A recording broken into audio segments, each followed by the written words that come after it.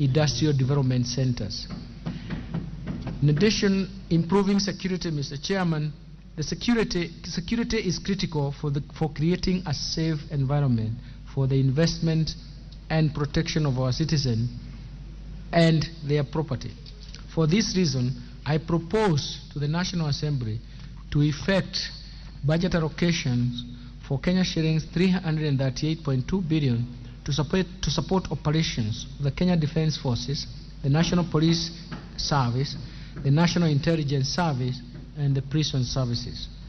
Mr. Speaker, the proposed allocation include 144.9 billion for the Kenya Defence Forces, Kenya shillings 98.6 billion for the National Police Service, Kenya shillings 44.3 billion for the National Intelligence Service, and Kenya shillings 31.3 billion for prison services.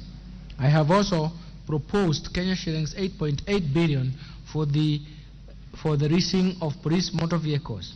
Mr. Speaker, for better equip the National Police Service, I have proposed an initial allocation of Kenya shillings 500 million for the police modernization program. Mr. Speaker, I will later be requesting this august House for enhanced funding approval once the ongoing discussions on a comprehensive police modernization program once it is concluded. In addition, Mr. Speaker, to step up war on crime and enhance support to administration of justice, I propose to the National Assembly to effect budget allocation of Kenya shillings 856 million to equip National Forensic Laboratory.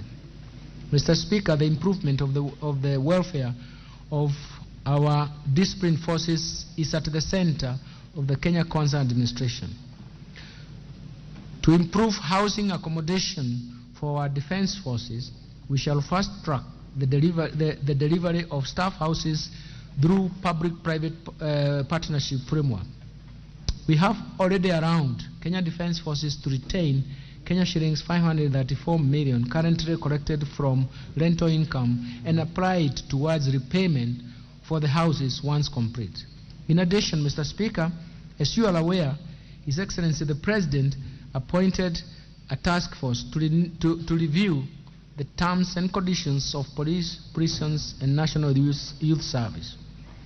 We shall be presenting a funding proposal to this House once the discussions are concluded and adopted within the government. Mr. Speaker, other proposed allocations include 2.9 billion for group personal insurance for police and prison services and Kenya shillings 5.8 billion for medical insurance for police and prison services. Mr. Speaker, I move now to protecting the vulnerable groups.